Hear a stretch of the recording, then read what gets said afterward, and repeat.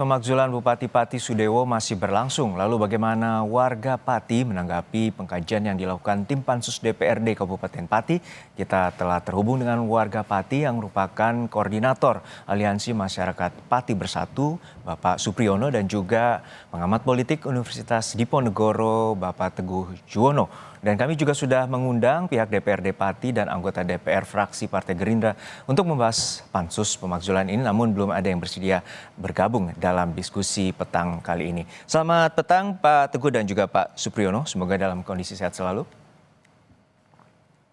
Selamat petang, Mas. Ya, saya ke Pak Supriyono terlebih dahulu. Pak Supriyono, ini bahwa Bupati Pati Sudewo menyatakan bahwa ia secara tegas menolak untuk mundur. Lalu tanggapan Anda sebagai salah satu pengunjuk rasa yang kemarin juga melakukan demo, seperti apa tanggapan Anda dan juga kawan-kawan aliansi?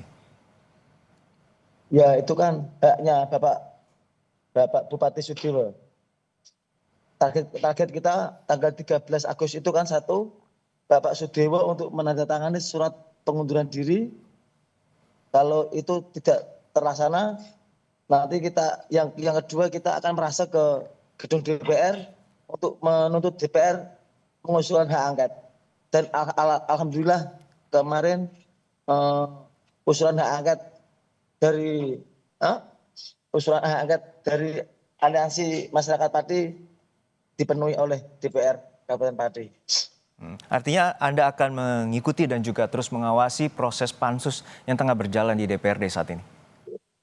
Iya, tadi pagi pansus hak angket mengundang karyawan pabrik, tadi pagi pansus hak angket DPR Kabupaten Pati mengundang karyawan Rumah Sakit Suwondo yang dipecat secara sepihak oleh Bapak Bupati. Yang jumlahnya sekitar 200 orang lebih. Koreksi bila saya salah, ada 27 tuntutan dari Aliansi Masyarakat Pati. Untuk saat ini ada 12 kebijakan yang saat ini tengah diuji di Pansus. Seperti apa tanggapan Anda? Kalau itu yang tahu kuasa hukum saya, Pak. Oke, baik.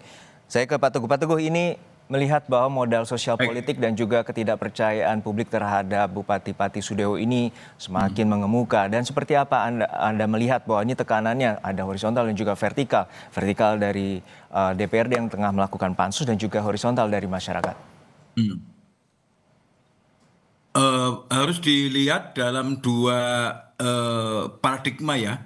Jadi yang pertama dari perspektif politik bahwa sudah terjadi aspirasi masyarakat, terjadi ketidakpercayaan masyarakat terhadap kepemimpinan bupati yang diawali dari berbagai macam masalah yang pemicunya waktu itu adalah kenaikan BBB P2 hingga 25%, 250%. Ya.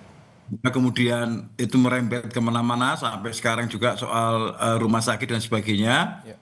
Itu satu sisi. Sisi yang kedua adalah negara demokrasi itu kan selalu mengedepankan proses hukum, negara hukum. Jadi memang tadi disampaikan Mas Priyono dan kawan-kawan, tekanan-tekanan yang dilakukan publik itu harus prosedural dan berbasis kepada norma-norma hukum. Karena kalau kemudian tidak prosedural, kemudian tidak berbasis norma hukum, maka tidak akan ada kekuatan hukum yang bisa dilakukan untuk memaksa seseorang.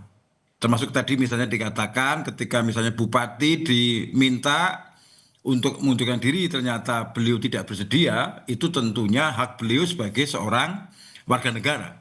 Nah, kemudian bergeser prosesnya memang kemudian kepada tahapan-tahapan di dalam impeachment. Di dalam teori dan praktek impeachment memang langkahnya jelas.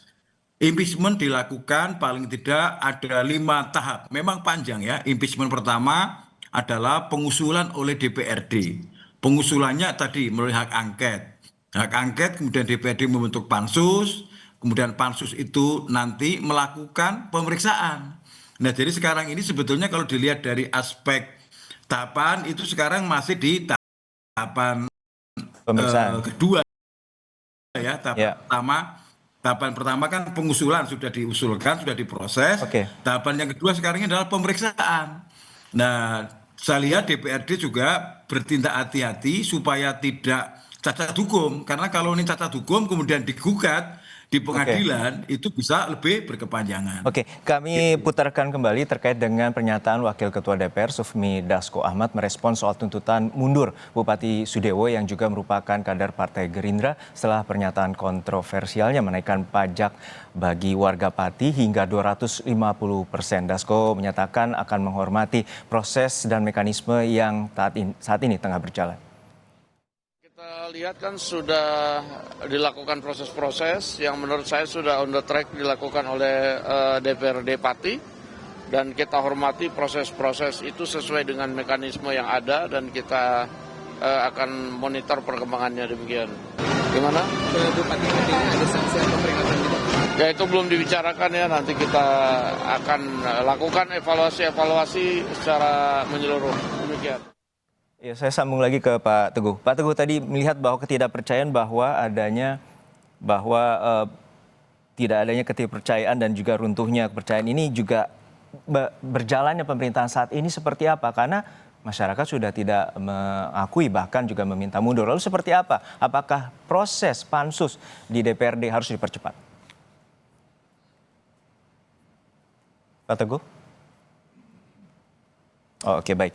Kami akan mencoba ke Pak Supriyono terlebih dahulu. Pak Supriyono, untuk saat ini tadi proses yang Anda telah ikuti di Pansus DPRD Pati seperti apa dan juga poin-poin apa saja terutama tuntutan dari pihak Aliansi Masyarakat Pati? Halo? Ya, Pak Supriyono, tadi proses pansus telah berjalan dan apa saja yang telah disampaikan terutama dari pihak Aliansi Masyarakat Pati terkait dengan tuntutan mundur bagi Bupati Sudewo? Tuntutan Aliansi Masyarakat Kabupaten Pati tetap mendesak untuk Bapak Sudewo untuk segera turun dari jabatannya. Dan tadi yang diminta keterangan karyawan rumah sakit Suwondo itu yang hadir sekitar 15 orang yang diminta keterangan. Tapi hasilnya seperti apa saya tidak tahu karena baru setengah saya pulang. Yang di lokasi kuasa hukum saya. Ya, proses pansus ini tentu masih panjang, Pak Supriyono, bahwa ada waktu 60 hari itu paling lama dan kemudian nanti juga akan hasil dari pembuktian bila terbukti akan diberikan kepada pihak Mahkamah Agung. Lalu seperti apa bila nantinya proses pembuktian dan juga penetapan bahwa tidak terjadi pemakzulan, apa tanggapan Anda? Kita sudah sepakat seluruh elemen masyarakat Kabupaten Pati selama Sudewo masih menjabat Bupati di Kabupaten Pati, dipastikan Pati akan rusuh terus. Kita akan melakukan aksi demo terus. Baik. Saya akan ke Pak Teguh. Pak Teguh, ini bahwa telah runtuh kepercayaan terhadap Bupati Halo, Pati. Pak. Ya, Sebentar, silakan. Pak. Ya, silakan Pak Supriyono. Karena masalah ini bukan terkait masalah kebijakan dan masalah pajak, ini karena masalah moral. Bapak Bupati Sudewo sudah beberapa kali berbohong kepada masyarakat. Waktu pencalonan pilkada, Bapak Bupati menyampaikan untuk pembangunan Kabupaten Pati jangan membebankan pajak PBB ataupun retribusi. Itu sangat membebani masyarakat. Setelah Pak Sudewo dilantik baru beberapa bulan, dia menaikkan pajak 250%. Tanpa ada pelibatan terhadap masyarakat sendiri ya Pak ya? Setelah ada penolakan dari masyarakat, ramai di media sosial. Bapak Bupati Sudewo berstatement di media itu provokator, sengkuni, dibilang dasmu. Setelah itu, kami tangkap poinnya Pak. Ya, setelah itu Bupati juga menetapkan pajak pedagang kaki lima sebesar 300.000 per bulan. Ya. Terus gejolak semakin besar. Akhirnya kita membuat aksi demo atau kita berencana menggelar aksi demo 13 Agustus itu. Oke, baik, kami ke Pak Teguh. Pak Teguh, ini bahwa ketidakpercayaan Ya. sudah cukup tinggi bagi dari masyarakat kepada Bupati Pati, bahkan juga pemakzulan ini merupakan, kalau tidak salah, Ya. bahwa ini merupakan harga mati dari masyarakat, bahwa sudah ada kekecewaan yang begitu Ya. tinggi. Lalu bagaimana menjalani pemerintahan untuk saat ini yang juga tentunya belum ada genap setahun, dan Ya. akhirnya apakah pansus harus digelar lebih cepat agar proses pemakzulan dan juga kepastian terkait dengan hukum ini terus berjalan? Iya. Tadi sudah saya sampaikan ya di awal bahwa dua proses ini berlangsung, proses politik dan proses hukum. Proses politik tadi, aspirasi masyarakat, mereka yang tidak happy, tidak puas dengan bupati, mereka melakukan demonstrasi besar-besaran. Itu proses politik. Tetapi jangan lupa bahwa di dalam sistem demokrasi, panglimanya itu bukan politik ya, panglimanya adalah hukum. Jadi kalau ada kemudian proses politik seperti ini, maka pasti akan kemudian bergerak ke ranah hukum. Maka kemudian tadi setelah ini dilakukan proses demonstrasi, kemudian bergerak ke DPRD.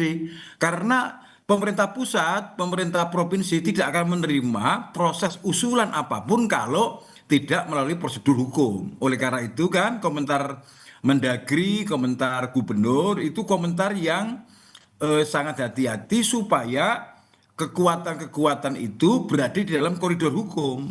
Jadi oleh karena itu hari ini sebetulnya kalau kita bicara bolanya ada di mana? Hari ini bolanya ada di DPRD.